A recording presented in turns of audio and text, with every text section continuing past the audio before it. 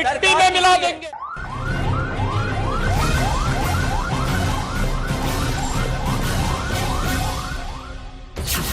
मिट्टी में मिलते बदमाश,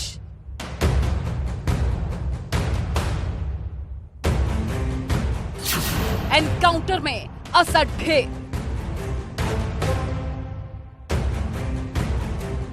गुलाम भी एनकाउंटर में मारा गया।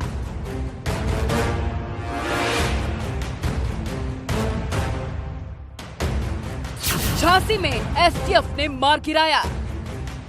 यूपी में हुए हाहाकारी उमेश पाल हत्याकांड के 2 शार्प शूटर झांसी में मुठभेड़ में ढेर कर दिए गए हैं। झांसी में वीराने में, यानी कि जो डैम पड़ता है, पारीछा डैम पड़ता है, उसके बगल में जो जंगल है, वहां पर यूपी एसटीएफ और 2 शार्प शूटर गुलाम और असद की यूपी एसटीएफ से मुठभेड़ हो गई। 5 लाख के नामी थे असद और गुलाम।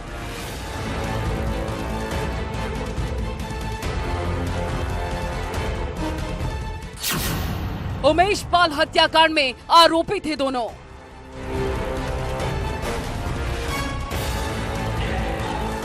बमबाज गुड्डू की तलाश जारी। इस माफिया को मिट्टी में मिला देंगे।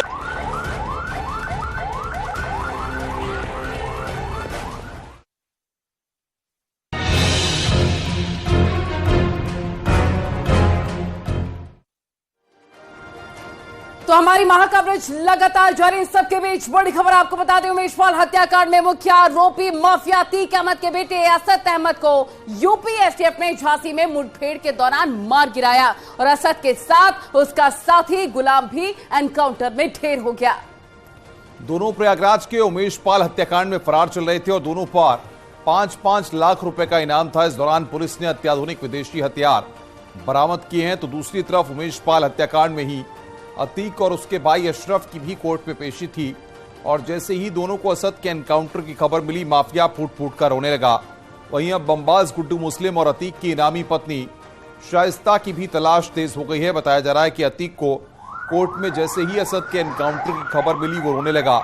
वहीं मजिस्ट्रेट की मौजूदगी में असद और गुलाम के शवों का पंचायतनामा पूरा हो गया है। तो ये इस वक्त की बड़ी खबर कि जल्द ही डॉक्टर का पैनल पोस्टमार्टम करेगा। पोस्टमार्टम की वीडियोग्राफी करवाई जाएगी। ये बड़ी जानकारी आपको दे रहे हैं। लेकिन इन सबके बीच अतीक अहमद को पछतावा होता हुआ भी नजर आया। कोर्ट रूम के अंदर जब अशरफ ने जानकारी दी कि उसका बेटा असद एनकाउंटर में ढेर हो चुका है, तो वो फूट फूट कर रोने लग गया। उसने कहा कि ये सब कुछ मेरी वजह से हुआ है। बड़ी खबर और महत्वपूर्ण तस्वीर इस वक्त आप टेलीविजन स्क्रीन पर देख रहे हैं, जहां पर असद का एनकाउंटर होता है, कैसे उसे ढेर किया गया, क्योंकि दोनों तरफ से फायरिंग हुई थी और सेल्फ डिफेंस में गोली चलाई और ढेर कर दिया गया असद और गुलाम को। दूसरी तस्वीर आप देख सकते हैं, गुलाम भी ढेर हुआ। अब बताया जा रहा है कि शाइस्ता परवीन भी जल्दी ही पुलिस के सामने आत्मसमर्पण करने पहुंच सकती है वेश बदल के। तो ये 5 तस्वीरें हम आपको दिखा रहे थे। इधर 6 तस्वीरें असद का एनकाउंटर जहां पर हुआ, शूटर गुलाम ढेर हो गया, गुड्डू बमबाज का नंबर है, अतीक मातम बना रहा है, अशरफ की हालत पतली है और शाइस्ता की तलाश लगातार जारी है।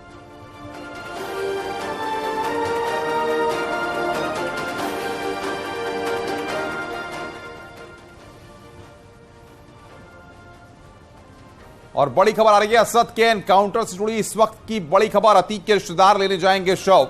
असद का शव लेने जाएंगे रिश्तेदार। नाना, मामा और 3 वकील झांसी जाएंगे। ये बड़ा अपडेट इस वक्त हमारे पास आ रहा है, इसको हम दर्शकों तक सबसे पहले पहुंचा रहे हैं। तो बड़ी खबर आपको बता रहे हैं और पहले ये जानकारी मिल रही थी कि हो सकता है कि अतीक शव लेने के लिए जाए, उसको परमिशन मिले। जनाजे में भी हो सकता था अतीक के शामिल होने की खबरें मिल रही थी, लेकिन अभी ये इस वक्त की बड़ी खबर मिल रही है, असद का शव लेने अतीक के रिश्तेदार जाएंगे। उसमें कौन कौन जाएगा? नाना, मामा और 3 वकील झांसी जाएंगे। असद के एनकाउंटर से जुड़ी ये अब तक की सबसे बड़ी खबर, आपको अपडेट, ताजा अपडेट हम बता रखे हैं। लेकिन इन सबके बीच आपको बता दें कि पोस्टमार्टम जल्दी होगा, उसकी पूरी वीडियोग्राफी भी होगी और जल्दी कई बड़े खुलासे भी हो सकते हैं। और इस वक्त की सबसे अहम और बड़ी खबर, एक्सक्लूसिव जानकारी सबसे पहले दर्शकों तक हम पहुंचा रहे हैं। नाना, मामा और 3 वकील यहां पर झांसी जाएंगे। असद के रिश्तेदार, अतीक के रिश्तेदार जाएंगे असद के शव को लेने के लिए और बातचीत करने के लिए। इस वक्त हमारे साथ प्रयागराज से अमित गंजू हमारे संवाददाता जुड़े हैं और साथ ही साथ हमारे साथ झांसी से अश्वनी मिश्रा हमारे साथ जुड़े हैं। सीधे प्रयागराज का रुख करते हैं। अमित गंजू हमारे साथ है, उनके पास अपडेट है। अमित, बताया जा रहा है कि अतीक के परिवार के लोग असद के शव को लेने के लिए झांसी जाएंगे। नाना, मामा और 3 वकीलों के बारे में जानकारी आ रही है।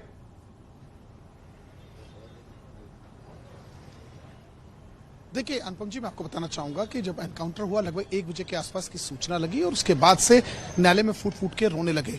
जैसे ये अशरफ ने उसको दी, उसके बाद वो न्यायालय से तुरंत निकले। हालांकि उस दौरान वकीलों का आक्रोश इतना था कि उन्होंने चप्पल ने और बोतल तक उस पर फेंकी। हालांकि आरएएफ और पीएसी ने किसी तरह उसकी बचा के वहां से निकाल दिया। इन सब के बीच अब जो अपडेट आ रहा था, पहले ये लगाए जा रहे थे कि वो अतीक उसमें शामिल होगा और परमिशन मांगेगा, वो अभी सेकेंडरी फेज है। मगर इन सब के बीच जो न्यूज 18 के पास सबसे बड़ी जानकारी है कि उसके नानू यानी उसके नाना, उसके मामा और उसके एक कजन, जो चकिया में उसके कजन अंकल रहते हैं, वो लोग जाएंगे। और ऐसा माना जा रहा है कि देर रात या सुबह कल अर्ली मॉर्निंग 4 o'clock पर 3 गाड़ियां यहां से जाएंगी और उस एक गाड़ी में जिसमें इसके परिजन रहेंगे, एक गाड़ी जिसमें इसकी बॉडी आएगी और एक वो व्हीकल है जिसमें अधिवक्ता 3 रहेंगे।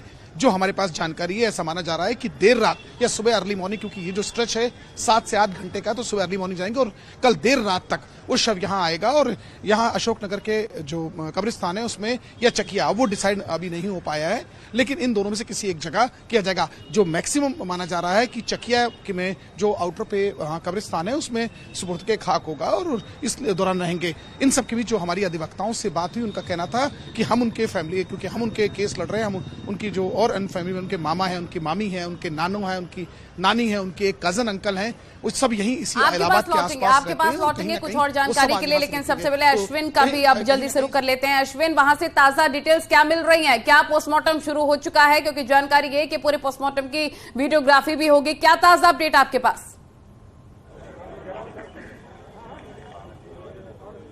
देखिए, अपडेट यह है कि जो पोस्टमार्टम की जो प्रक्रिया है वो शुरू हो चुकी है। अंदर डॉक्टर का पैनल बैठा हुआ प्रक्रिया जो पोस्टमार्टम करना शुरू कर दिया है। पोस्टमार्टम हाउस के बाहर बाहरी गहमा गहमी का माहौल है। हमारे साथ जो ग्वालियर के ब्यूरो हैं उनसे हम बात करते हैं। सर, आप यहाँ शाम से ही हैं सर, किस तरह की हलचल देख रहे हैं और क्या क्या कार्रवाइयाँ हो रही हैं? बिल्कुल, देखिए अश्विनी, जैसा कि सबसे पहले एनकाउंटर के बाद इमरजेंसी वार्ड में लाया गया था, दोनों की डेड बॉडी को वहाँ एग्जामिनेशन किया। उसके बाद लंबी प्रक्रिया के बाद अभी थोड़ी देर पहले ही यहाँ डेड हाउस में दोनों की, असद और गुलाम की बॉडी को यहाँ लाया गया है और अब यहाँ पीएम की जो कार्रवाई है वो कार्रवाई शुरू हो चुकी है। डॉक्टरों का जो खास पैनल है वो पीएम की कार्रवाई कर रहा है। पीएम के बाद जो है अगली प्रक्रिया जो होगी वो रिपोर्ट तैयार करने के बाद ही जो राज्य सरकार को विधिवत रिपोर्ट भेजी जानी है, वो सारी रिपोर्ट की कार्रवाई होगी। उसके बाद अगली प्रक्रिया में यही होगा कि इनके जो शव है वो इनके परिवार को सुपुर्द किए जाएंगे। तो माना जा रहा है कि संभवतः कल इनके परिवार के लोग आ सकते हैं इनकी दोनों की डेड बॉडी लेने। ठीक है, आप दोनों बने रहिए, आपके पास लौटेंगे। सबके भी जानकारी दे दें अपने दर्शकों को कि उमेश पाल की हत्या के 49वें दिन आरोपी अतीक अहमद के बेटे को झांसी में एसटीएफ ने जवाबी कार्रवाई में ढेर कर दिया और बदमाशों को पाताल से खोजकर उनको अंजाम तक पहुंचा दिया गया है। ये रिपोर्ट आपको दिखाते हैं।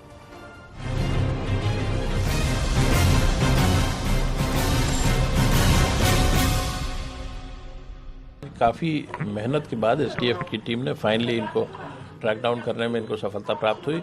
हमें पहले से जानकारी थी कि इनके पास सोफिस्टिकेटेड वेपन्स हैं। एसटीएफ टीम पूरी तैयारी के साथ थी और झांसी में आज जो मुठभेड़ हुई है इसमें असद और गुलाम, जो इस घटना के प्रमुख शूटर्स थे, वो मारे गए हैं। इस घटना को पूरे देश ने लगभग लाइव देखा था क्योंकि सीसीटीवी फुटेजेस उपलब्ध थे। पूरे 49 दिन बाद असद का सामना झांसी में यूपी की एसटीएफ की टीम से हो गया और मौके पर ही मुठभेड़ के दौरान उसे ढेर कर दिया गया। यूपी पुलिस के मुताबिक इस मुठभेड़ में विदेशी असलहे भी बरामद किए गए।